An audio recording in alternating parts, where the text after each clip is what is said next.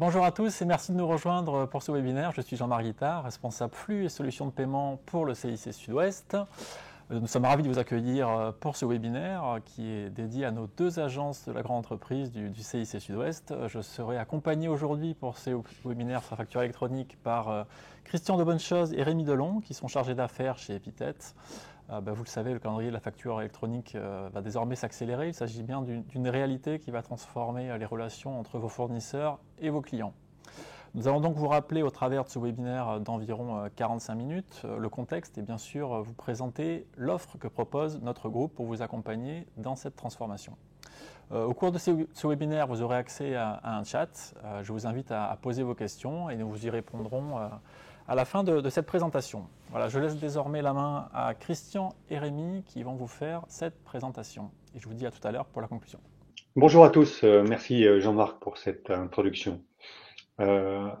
Avant de démarrer effectivement sur la présentation de notre solution HBS e-facture, quelques mots tout d'abord sur la réforme qui va s'imposer aux entreprises et ses acteurs. Le dernier communiqué de presse de la DGFiP, qui remonte au 15 octobre de cette année, a confirmé le maintien des échéances principales de la réforme, à savoir dès le 1er septembre 2026, obligation de recevoir pour toutes les entreprises et l'ensemble des professionnels. Les grandes entreprises ainsi que le ZTI auront également pour obligation d'émettre les factures au format électronique.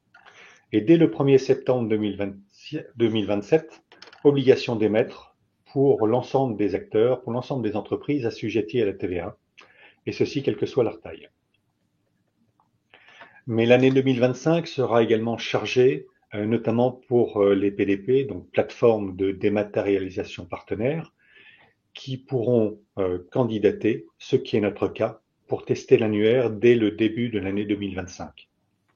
Les tests du portail public de facturation, PPF, ne devant pas démarrer avant le second semestre de l'année 2025. Ce qui devrait permettre à la DGFiP de valider l'ensemble des immatriculations qui, pour le moment, restent provisoires au cours du 4e trimestre 2025. Merci Christian pour ces précisions concernant le calendrier de la réforme. Je vais maintenant vous parler de l'e-invoicing. Donc l'e-invoicing concerne l'ensemble des opérations d'achat et de vente de biens ou de prestations de services réalisées entre les entreprises qui sont établies en France et qui sont assujetties à la TVA. Tout type de factures sont prises en compte, comme les avoirs, les factures d'acompte ou même l'autofacturation. En revanche, il y a des exceptions. Certains domaines d'activité ne sont pas soumis à cette obligation, comme c'est précisé sur la diapositive. Néanmoins, il y a 24 mentions qui seront obligatoires. On ne va pas toutes les citer, mais ce qu'il faut retenir, c'est qu'elles sont principalement utilisées dans les en-têtes et les pieds de page de la facture, y compris les mentions particulières, telles que l'exonération de TVA, l'autofacturation et bien d'autres. Il y a quand même quelques nouveautés, typiquement le numéro de sirène du client, qui est une information facultative jusqu'à présent, la typologie de la transaction, vente, biens de service ou mixte, l'option pour la TVA sur les débits, l'adresse de livraison, et j'en passe. Également, 8 mentions complémentaires seront à mettre en place sur la dernière vague, typiquement la minoration de prix, les rabais, les remises, les ristournes ou encore les mentions d'acompte, les détails des lignes, etc. Concernant l'e-reporting, cela vient compléter l'e-invoicing pour les transactions non impactées par l'obligation de la facture électronique. C'est un sujet aussi structurant que l'e-invoicing, voire même plus.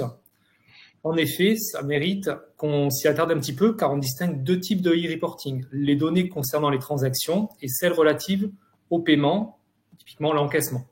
Donc, les données de transaction concernent le B2B international et le B2C, qu'ils aient ou non fait l'objet d'une facture. Concernant le B2B, elles sont identiques à celles du e-invoicing, à ceci près que l'identifiant du client ne sera pas son sirène ou son sirette, mais son numéro de TVA intracommunautaire ou son identifiant unique dans le référentiel de son pays.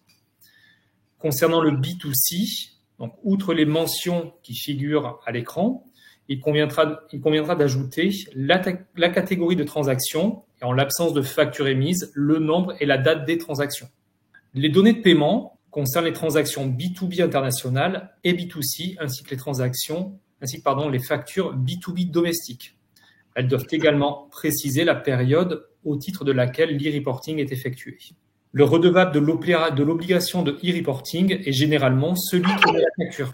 Donc, concernant les délais de transmission de e-reporting, la fréquence sera distincte entre le reporting des données de transaction et celui des données de paiement. Elle dépendra également du régime auquel vous êtes soumis, normal, simplifié ou en franchise. Ce qu'il faut retenir à minima, c'est que ça se fera mensuellement au régime de franchise et jusqu'à 3 fois par mois pour les assujettis au régime normal mensuel. Concernant la facture électronique, nous avons 3 acteurs. Le PPF ou portail public de facturation, les PDP ou plateformes de dématérialisation partenaires, ainsi que les opérateurs de démat ou OD. Et le rôle de ces acteurs a été revu suite au communiqué de presse du 15 octobre de la DGFiP. Et c'est principalement celui du PPF qui a été modifié. Le PPF, qui se nommera dorénavant concentrateur, portait principalement 3 rôles décrits dans les spécifications techniques de l'AIFE. Une plateforme d'émission et réception accessible gratuitement pour tous les émetteurs et récepteurs de la facture. Un service d'annuaire central, un concentrateur des données de facturation, de transaction et de paiement, ainsi que des cycles de vie à destination de l'administration fiscale. La première option disparaît et l'AIFE proposera pour le PPF un service d'annuaire central et un rôle de concentrateur des données de facturation, de transaction et de paiement, ainsi que des cycles de vie à destination de l'administration fiscale. Cela signifie également que l'offre gratuite à destination des plus petits clients disparaît, ainsi que la sécurité d'une solution étatique. Cela implique, pour les entreprises et les opérateurs de dématérialisation, le choix obligatoire d'une plateforme de dématérialisation partenaire, donc d'une PDP. Certaines questions se posent encore concernant l'annuaire. En effet, quid des entreprises qui n'ont pas fait de choix de PDP au 1er septembre 2026? Et pour les PDP, il y aura probablement une augmentation du nombre de PDP, et notamment pour les opérateurs de dématérialisation qui feront ce choix et qui ne pourront plus passer par le PPF. Ce qui implique également une obligation d'interopérabilité totale entre l'ensemble des acteurs. Parce qu'en effet, pour que le système fonctionne, il est impératif que l'ensemble des PDP puissent communiquer entre elles. Ce qui renforce le rôle de PEPOL que l'on verra ultérieurement. Concernant le circuit d'échange de ces factures, le schéma a été revu également par la DGFiP et avec l'émission du PPF qui devient concentrateur. Comme vous pouvez le constater, la transmission des factures passe obligatoirement par des PDP qui se chargent de faire suivre ces données à l'administration fiscale via le concentrateur. Manque encore sur ce nouveau schéma le circuit concernant les facturations à destination des affaires publiques et les échanges de statuts et reporting. Mais ce qui est important de préciser à ce stade, c'est que le PPF qui devient concentrateur ne pourra plus émettre ou recevoir des factures pour compte des assujettis à TVA. Donc ces échanges se limiteront aux PDP qui seuls seront habilités à émettre et recevoir des factures au format électronique. Il est important de préciser effectivement notre rôle dans cette organisation et d'indiquer quelle est la qualité des acteurs auxquels vous aurez affaire. Le service e-facture est opéré par Euro-Information Epithet. Euro-Information Epithet appartient à 100% au groupe bancaire Crédit Mutuel Alliance Fédérale au travers d'Euro-Information, l'entité qui gère le développement et l'exploitation des systèmes d'information de l'ensemble du groupe.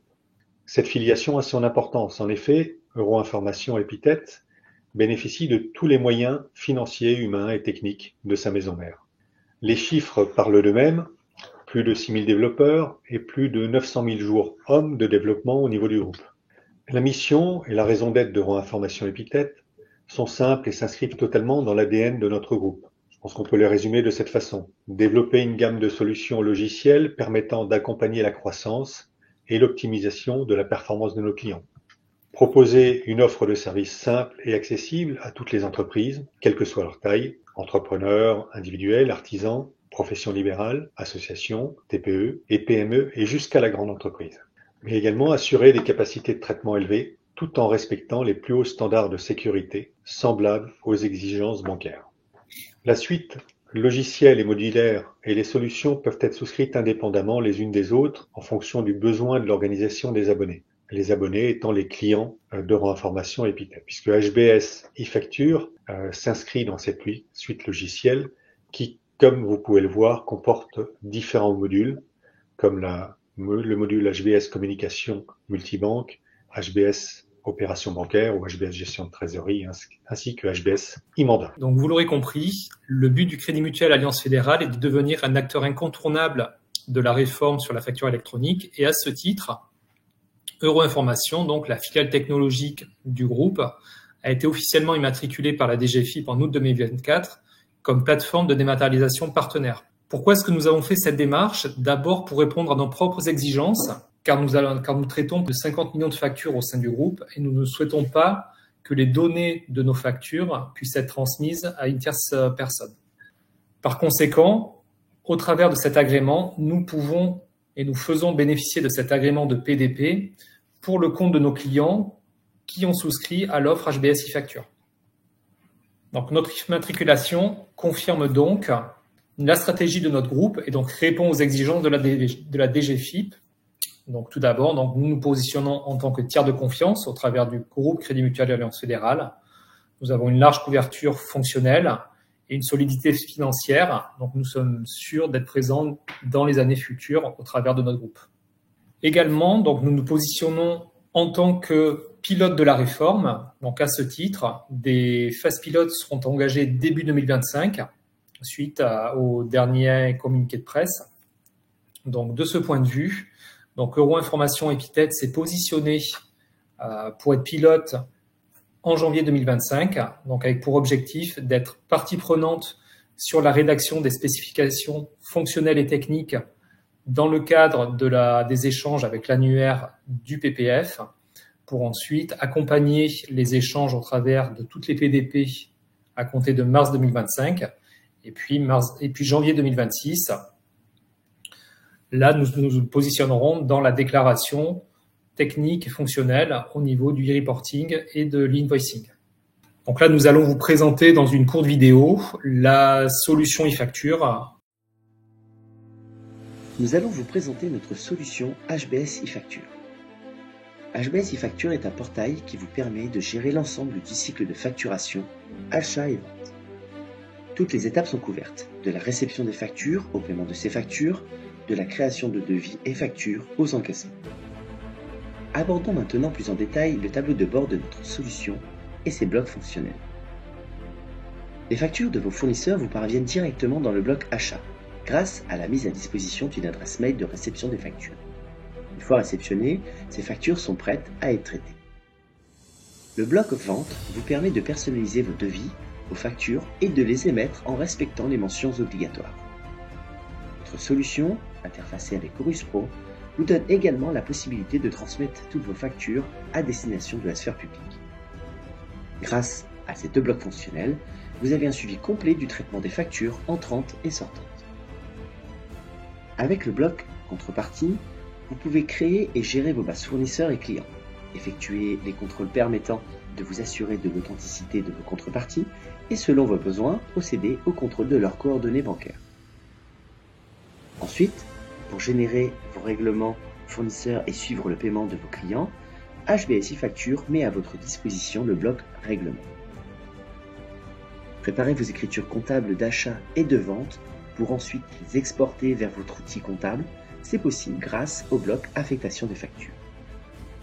Vous l'avez compris, HBS e-facture est plus qu'une simple solution logicielle de facturation puisqu'elle vous permet aussi de gérer les règlements, les encaissements et de préparer vos écritures comptables. Mais ce n'est pas tout. HBS e-facture répond déjà parfaitement à la future réglementation relative à la facture électronique qui consistera à l'obligation de recevoir et d'émettre des factures au format électronique. Une force supplémentaire de notre solution est sa capacité d'assurer des volumes de traitement élevés tout en respectant les plus hauts standards de sécurité semblables aux exigences de la profession bancaire. Vous venez de découvrir HBS e-facture, une solution simple, complète et sécurisée. Notre solution HBS e-facture se décline en deux offres. Une offre HBS e-facture avec PDP intégré et une offre PDP seule interfacée avec votre système d'information. Donc, ces deux offres sont commercialisées, distribuées par le réseau CIC, Crédit Mutuel et Epithet pour les clients non bancaires. Donc, concernant l'offre PDP Connect, elle permet de gérer les flux entrants et les flux sortants provenant des autres PDP ou même de votre système d'information. Ça permet de gérer le cycle de vie des factures, gérer le e-reporting, gérer la communication avec l'annuaire centralisé et assurer l'archivage pendant 10 ans. CIC HBS e-facture est multiformat et multicanal. Qu'est-ce que cela veut dire concrètement? Multiformat, c'est-à-dire que nous acceptons en émission ou en réception, selon le cas, une pluralité de formats, c'est-à-dire des PDF signés, des PDF simples, du papier, du format structuré. Et multicanal, là aussi, HBS e-facture vous permet de gérer du courrier postal, de l'email, mais également de la connexion avec le portail Chorus Pro et d'autres plateformes. Même si nativement la facture électronique offre davantage de traçabilité, de fiabilité, nous avons choisi d'aller plus loin en vous permettant de sécuriser la relation commerciale avec vos contreparties, et notamment à travers le KYC et le KYS, donc ce qui vous permet de partager des documents de type CABIS, questionnaire de sapin avec vos contreparties, de contrôler les coordonnées bancaires de vos fournisseurs avec SEPA-Mail Diamond, de fiabiliser vos référentiels de contrepartie via notre partenaire Altares, et de vous acquitter de vos obligations de vigilance fournisseur via notre partenaire Provigis. Mais vous pouvez également procéder à vos règlements, payer vos factures fournisseurs par virement, remise de virement ou virement unitaire, d'encaisser le paiement de vos factures clients par carte bancaire, si vous le souhaitez. Donc, différentes prestations vous sont proposées, mais également le workflow de validation qui vous offre la possibilité de paramétrer une simple ou une double validation des factures avec ou sans seuil de montant. Il y a également la préaffectation comptable qui vous sera proposée, qu'on appelle le MAF, qui permet de préparer les écritures de comptabilisation des factures d'achat ou de vente et de les exporter vers votre système de gestion et ou vers votre expert comptable, avec une gestion d'axes et de sections analytiques si nécessaire. Le pré-paramétrage des formats de plan de compte et d'export des principaux logiciels comptables du marché sont possibles et seront personnalisés par notre équipe assistance. HBS e-facture a fait le choix de la modularité pour s'adapter à votre organisation, à vos besoins, à vos outils. En effet, une solution de dématérialisation doit nécessairement coexister avec des logiciels existants de manière transparente pour les utilisateurs. C'est pourquoi HBS e-facture est interfaçable avec les outils de l'entreprise, CRM, ERP, système comptable, via par exemple la mise en place d'une liaison dédiée. Cela permet, par échange de fichiers, d'automatiser et de sécuriser les transferts de données entre votre ERP et HBS e-facture, aux différentes étapes de traitement, depuis l'hébergement de votre référentiel de contrepartie, jusqu'à l'intégration des écritures de comptabilisation. Mais sans oublier, bien sûr, les flux de données de facture et de statut de traitement, indispensables à la sécurisation de vos opérations. Les interfaces entrantes et sortantes que nous avons développées permettent de créer des référentiels de contrepartie, fournisseurs-clients, de transmettre automatiquement les données de la plateforme entre un ERP et réciproquement HBS e-facture pour les factures, fichiers, des écritures comptables. Mais également de transmettre automatiquement les documents de la plateforme à un ERP et réciproquement. Cela permet aussi de synchroniser les statuts des factures, en plus des différents services qui vous ont été présentés. À cela s'ajoute la piste d'audit qui est disponible là où l'adhérent le souhaite, soit uniquement sur la plateforme, soit sur la plateforme, et ou dans votre ERP. Pour mettre en œuvre ce système, nous définissons avec vous la cartographie précise des flux qui doivent être échangés en fonction de votre organisation et des tâches que vous souhaitez exécuter soit sur le portail HBS e-facture, soit dans vos outils, métiers et ou comptables. Pour mémoire, rappelons que HBS e-facture est aussi un portail en mode SaaS, accessible notamment via votre espace de banque à distance. Donc le schéma qui vous est présenté à l'écran illustre parfaitement un cas que l'on rencontre assez fréquemment avec les entreprises que l'on voit qui disposent déjà d'un logiciel de facturation. Le but n'est pas de venir se substituer au logiciel du client, mais vraiment de venir s'interfacer en complément avec le logiciel que le client utilise pour sa partie facturation. Typiquement, pour le client que nous avons accompagné, l'enjeu était de passer de l'édition papier et de l'envoi par courrier postaux des factures sortantes à une solution d'émission par mail de factures au format électronique. Donc, de ce fait, l'ERP du client, donc qui était un ERP maison, construit le fichier de données de facturation qui est accompagné d'un PDF dans un format qui est déterminé. Donc là-dessus, on communique avec le client les formats de fichiers qui sont attendus par notre outil. Et donc derrière, le client nous pousse ces informations-là au travers de la liaison qui est établie bilatéralement entre le client et notre système HBS eFacture. De là, HBS eFacture réceptionne le fichier de données et les factures au format PDF et génère donc les factures en sortie au format électronique à destination des clients. Et pour bien réussir ce passage obligatoire à la facture électronique, il est essentiel de bien se préparer.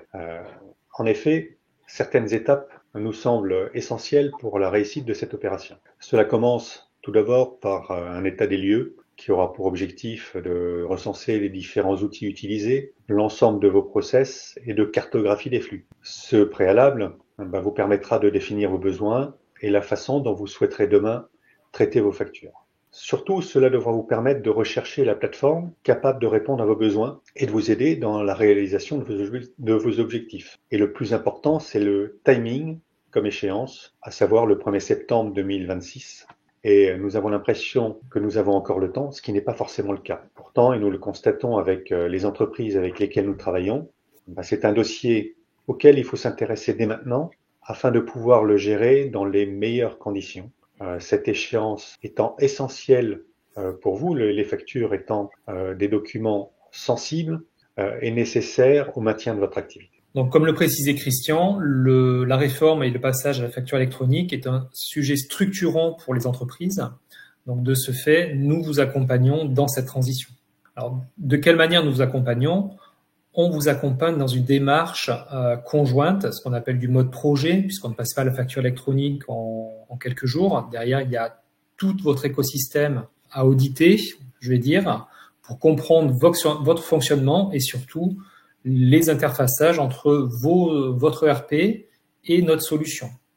Derrière, on peut venir aussi vous accompagner dans les démarches d'information auprès de vos contreparties, donc vos clients et vos fournisseurs. Et on vous accompagne jusqu'à la mise en production de la solution pour que vous puissiez être prêt pour le 1er septembre 2026. Donc là, ici, on vous présente les différentes étapes pour mener à bien le projet. Donc, il y a des étapes qui sont impératives, facultatives, et puis des étapes qui vont vous permettre de décoller à un certain moment. Donc, ce qui est nécessaire et indispensable, ça va être le paramétrage de la plateforme pour que nous puissions échanger les flux qui sont attendus par notre outil. De là, des tests de réception et des émissions de factures seront possibles. Et puis derrière, ça va vous accompagner naturellement vers de la mise en production, donc que ce soit sur la facture en réception de vos fournisseurs et par la suite sur les factures sortantes à destination de vos clients. Donc la solution HBS eFacture est développée, comme on l'a dit précédemment, par nos équipes d'Euroinformation. Donc à ce titre, on bénéficie de toute la notion de tiers de confiance puisque nous appartenons au groupe Crédit Mutuel Alliance Fédérale. La solution est également hébergée sur nos propres data centers situés en France, à l'instar des nodés bancaires. La solution HBS eFacture est également conforme en permanence avec la réglementation et bénéficie à ce titre d'évolutions et de mises à jour régulières. La solution embarque également nativement tout ce qui va concerner la piste d'audit fiable, l'archivage sur 10 ans. Et également, vous bénéficiez de l'assistance technique et téléphonique embarquée naturellement dans les solutions qui sont commercialisées. Enfin, nous vous proposons une courte vidéo d'un témoignage d'un client qui a opté pour la solution HBS eFacture dans le cadre de la transition de la facture électronique. Moi, j'estime qu'on a à peu près gagné 30% de temps au niveau de mes comptables et ça nous a permis aujourd'hui de les mettre sur des sujets de gestion beaucoup plus intéressants que sur de la saisie de facture.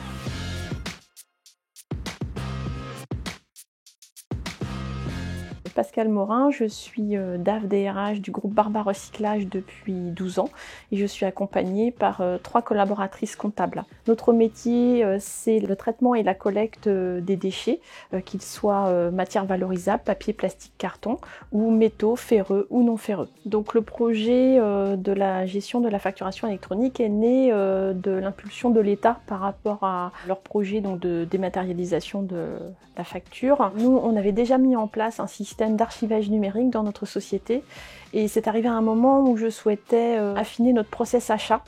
Vraiment de bout en bout, et donc cette obligation réglementaire devait s'inscrire dans ce schéma. Les critères décisifs, en fait, on voulait vraiment un partenaire avec qui on avait une très bonne relation, une très bonne communication, un partenaire qui soit fiable, professionnel, et on souhaitait essentiellement que ce ne soit pas un opérateur intermédiaire, mais qu'à la fin il soit bien agréé par l'État. Pour cette mise en place, nous avons été très accompagnés donc, par les équipes d'Epithet. On a d'abord eu des échanges commerciaux, et une fois que tout était bien en phase avec notre souhait final, notre process, on a terminé avec l'équipe technique qui nous a accompagnés cette fois-ci vraiment pas à pas pour faire correspondre notre utilisation avec l'outil. Ils ont été très à l'écoute et aujourd'hui encore, on fait encore appel à eux pour les éventuels soucis qu'on peut rencontrer au quotidien. Grâce à la mise en place de cet outil, nous avons fiabilisé notre process achat et le suivi donc d'une commande depuis son émission jusqu'à la validation de son paiement dans l'outil.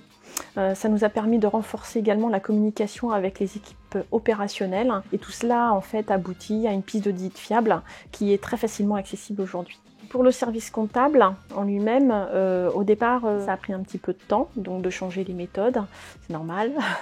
Maintenant, aujourd'hui, je pense que mes collaboratrices sont vraiment expertes sur le logiciel, elles sont même force de proposition. Moi, j'estime qu'on a à peu près gagné 30% de temps au niveau de mes comptables et ça nous a permis aujourd'hui de les mettre sur des sujets de gestion beaucoup plus intéressants que sur de la saisie de facture. La prochaine étape pour nous aujourd'hui est d'appliquer donc ce processus de dématérialisation des factures auprès des factures sortantes puisqu'aujourd'hui on ne traite que les factures entrantes. Deuxième point, eh bien, en fait il est beaucoup plus général, on attend que l'État et l'ensemble des opérateurs économiques utilisent cette nouvelle application de facturation dématérialisée pour qu'on ait une fluidité totale dans nos échanges administratifs. D'abord, pas de panique, c'est très simple. Plus sérieusement, je pense qu'il faut effectivement bien connaître son schéma comptable, bien connaître son processus de validation de facture. Une fois que le process est bien compris, le mettre en musique n'est pas si compliqué en fait. Il faut beaucoup communiquer, rassurer les équipes et je pense faire intervenir tous les acteurs, alors même s'ils ne sont pas acteurs, au moins les intervenants sur le processus achat pour qu'ils soient partie intégrante de cette mobilisation sur les factures électroniques.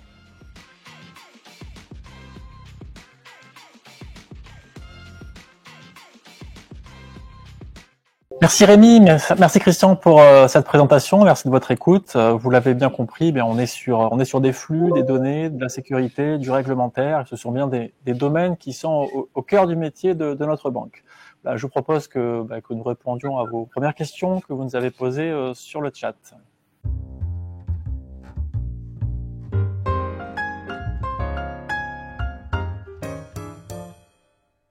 Nous allons donc lancer la série de questions. Je vous propose de vous exposer la première question qui nous a été posée sur le chat. Notre groupe comprend une dizaine de filiales. Quelle est l'architecture que vous proposez? Faut-il un contrat par société? Il faudra prévoir un contrat par société, par SIRET plus exactement, pour pouvoir identifier chaque acteur pour le traitement aussi bien pour l'émission que pour la réception des factures. Et à ça se rajoutera donc un contrat, un centre de services partagé, qui est un contrat chapeau qui permettra d'avoir une vue consolidée de l'ensemble des contrats et de pouvoir gérer l'ensemble du groupe à l'aide d'un seul identifiant. À cet identifiant pourra se rajouter également des utilisateurs à qui l'on pourra confier différentes missions qui pourront être adaptées, je dirais, à la situation propre à chaque société, avec des niveaux d'autorisation propres également à chaque utilisateur.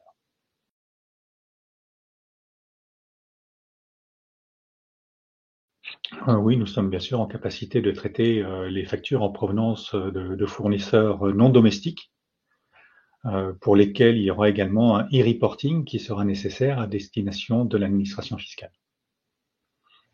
Nous sommes également en capacité, bien sûr, de traiter des factures à destination de clients étrangers avec la même règle concernant l'e-reporting.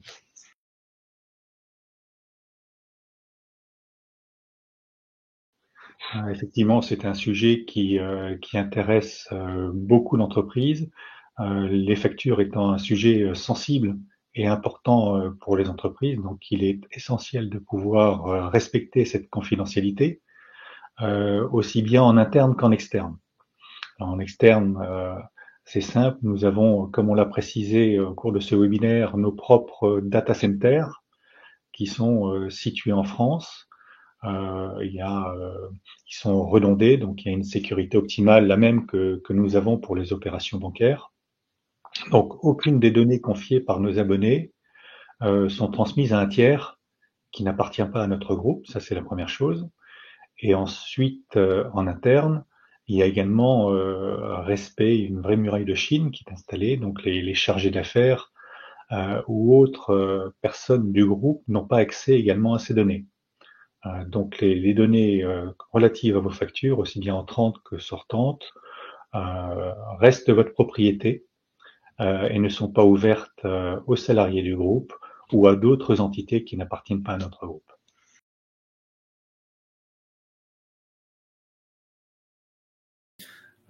Donc lorsque nous intervenons auprès des entreprises, lorsque nous sommes en mode projet, donc nous prévoyons des sessions de formation des utilisateurs, donc c'est des formations d'une demi-journée, voire une journée.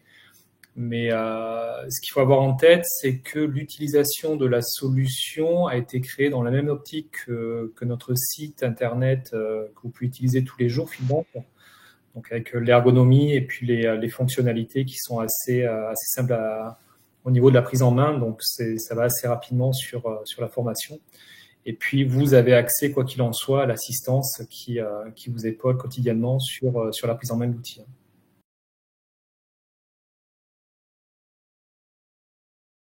Alors, c'est sûr que ça va dépendre un peu de l'organisation prévue pour l'entreprise qui souhaite utiliser HBS e-Facture, du nombre de sociétés.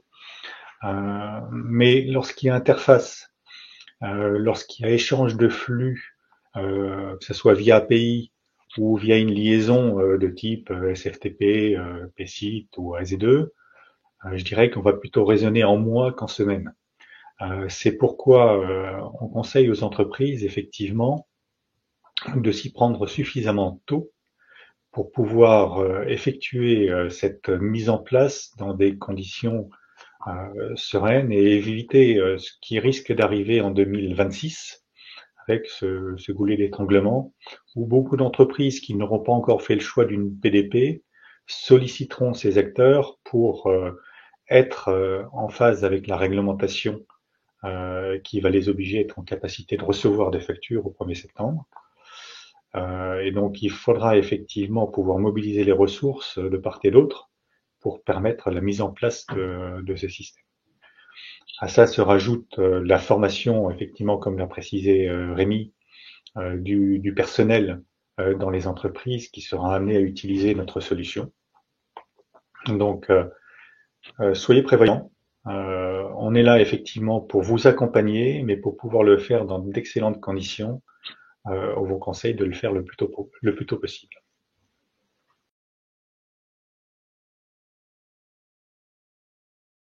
D'accès, donc oui, au niveau de la solution, on peut venir paramétrer, donc ce que disait Christian, des utilisateurs. Donc, et sur ces utilisateurs, on peut paramétrer donc des profils d'utilisation avec des droits à faire pour chacun. Donc, on peut vraiment affiner les droits des uns et des autres en fonction de ce qu'ils peuvent faire ou non dans la solution.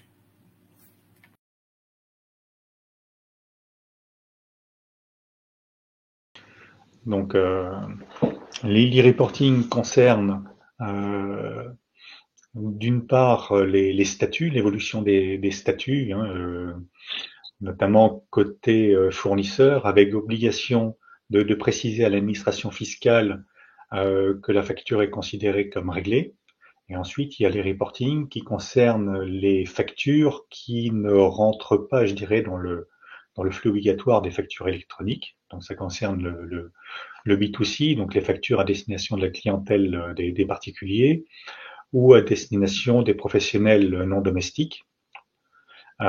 Pour cela, toutes les factures qui passent par notre solution vont pouvoir bénéficier automatiquement de l'e-reporting qui s'y rattache. Et dès qu'il y a une modification de statut pour ces factures, il y aura transmission de l'e-reporting à l'administration fiscale. À ça se rajoutent éventuellement les entreprises qui ont des transactions avec les particuliers pour lesquels il n'y a pas émission de facture, mais éventuellement ticket Z. Dans ce cas-là, il y aura soit un flux qui sera transmis à notre plateforme pour qu'on puisse établir l'e-reporting, où il y aura possibilité pour l'entreprise de saisir ces données directement sur le portail pour qu'on joue également notre rôle de PDP et qu'on transmette ces informations à l'administration fiscale.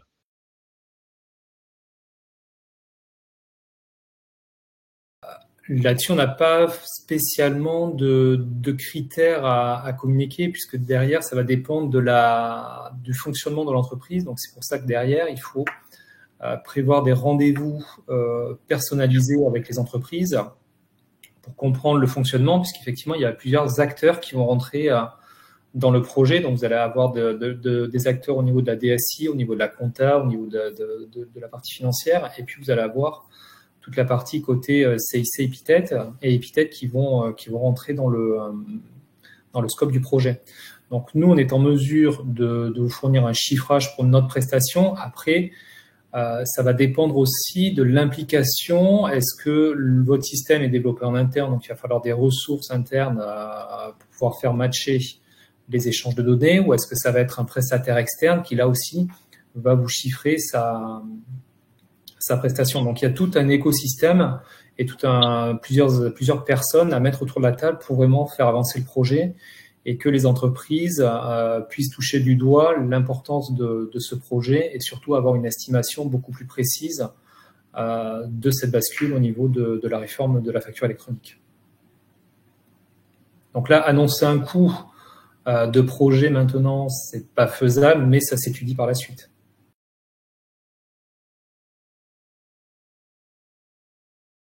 Alors oui, il faudra passer obligatoirement par une plateforme si votre client est un client professionnel domestique, puisque seuls les PDP immatriculés seront habilités à adresser ces factures à la plateforme retenue par votre client. Par contre, pour ce qui est de l'envoi des factures aux particuliers ou aux clients professionnels non domestiques, vous pourrez passer par une plateforme si c'est votre choix, mais il n'y a aucune obligation de le faire. Par contre, n'oubliez pas qu'il y a l'e-reporting qui devra être transmis à l'administration fiscale, et là aussi, ça va être le rôle de la plateforme. Donc la plateforme devra avoir connaissance malgré tout de ces opérations.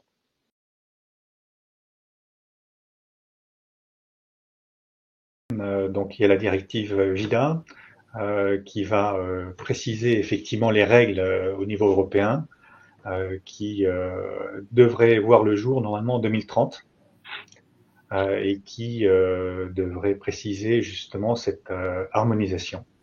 Alors certains pays sont déjà engagés sur la facture électronique. En France, nous sommes loin d'être le premier pays au niveau européen à traiter les factures dans ce format. L'Italie y est déjà.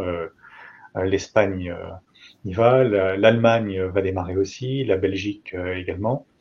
Voilà. Et donc c'est la directive VIDA qui vient d'être adoptée, qui devrait harmoniser tout ça, et normalement pour 2030.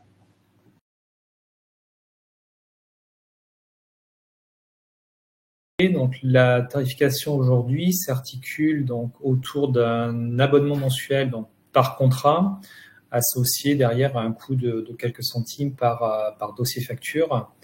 Et dans le cadre d'un groupe, effectivement, on peut fonctionner sur un coût global forfaitaire au niveau du groupe avec les quelques centimes par dossier facture qui s'appliquent derrière.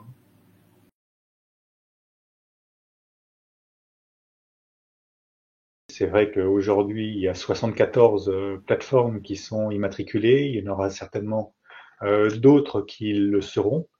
Je rappelle que ce sont pour le moment des immatriculations provisoires, puisque les tests de connexion avec le PPF n'ont pas encore pu être certifiés. Étape qui sera nécessaire à l'immatriculation définitive. Ensuite, pour le choix de la bonne solution, ça va aussi dépendre des besoins propres à chaque société, et on le constate avec les rendez-vous que nous avons avec les différentes entreprises qui aujourd'hui se posent la question de la facture électronique.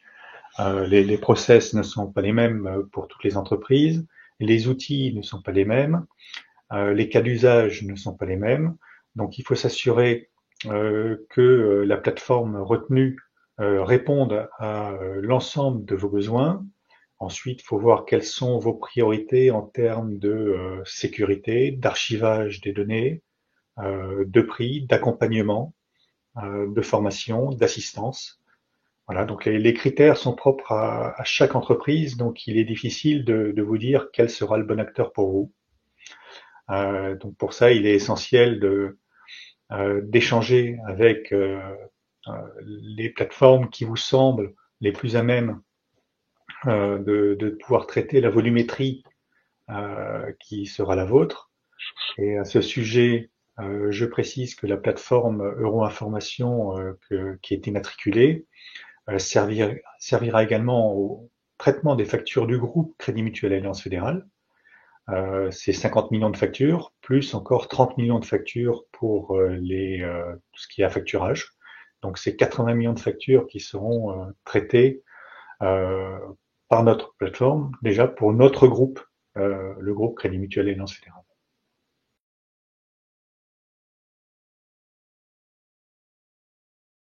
Est-il possible d'établir un lien avec un facteur? Oui, c'est ce qui est prévu. Nous avons, c'est quelque chose qui est en cours de développement, et ça devrait être livré normalement au cours du deuxième semestre 2025, avec la possibilité qui sera offerte pour les abonnés qui utilisent notre solution de pouvoir mobiliser des factures directement à partir de HBS e-Facture.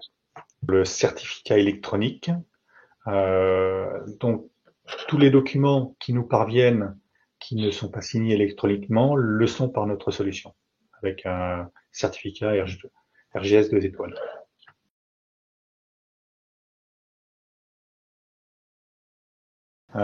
C'est vrai que nous assurons un archivage sur une période de 10 ans, notamment à travers la piste d'audit fiable qui va être scellée et qui va préciser l'ensemble des événements relatifs au traitement de la facture fournisseur ou client. Alors je rappelle, documents qui seront archivés sur nos data centers, et au-delà de la période de 10 ans, soit il y aura destruction de ces documents de manière automatique, soit à la demande de l'entreprise, ces documents lui seront transférés, et dans ce cas-là, l'archivage sera assuré par l'entreprise si elle souhaite conserver ces documents au-delà de la période légale de 10 ans.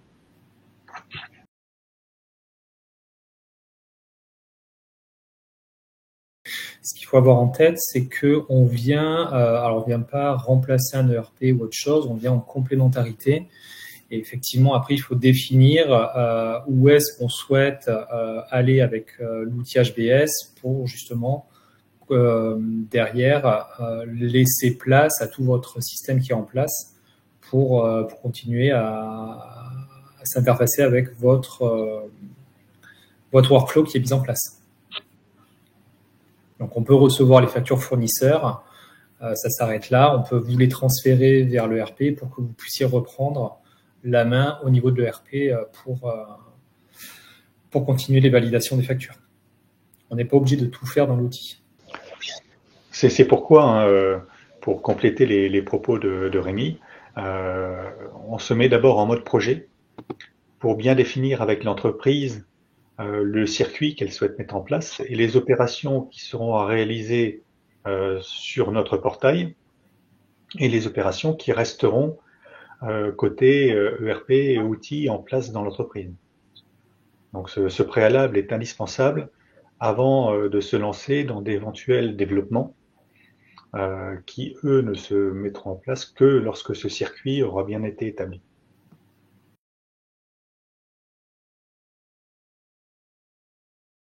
Alors, ça dépend de quelle nature de contact il s'agit. En tout cas, si c'est Cegid en tant qu'outil comptable, oui, nous sommes tout à fait en capacité de transmettre les écritures comptables dans le format demandé par les outils Cegid. De toute façon, Cegid est également immatriculé PDP.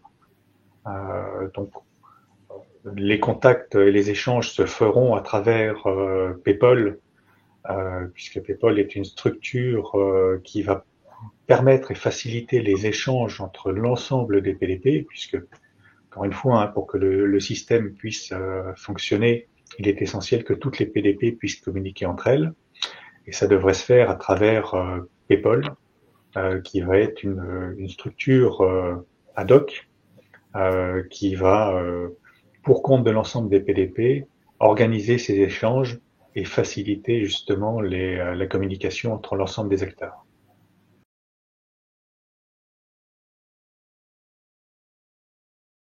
Si on fait référence à SEPA Mail Diamond, donc c'est une option de la solution qui peut être souscrite effectivement, et dans la solution, vous pouvez venir interroger, vérifier la véracité des informations qui sont présentes dans l'outil, oui.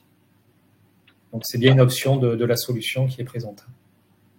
Je ne vois pas d'autres questions. Je pense que nous avons répondu à l'ensemble des questions qui sont posées sur le chat.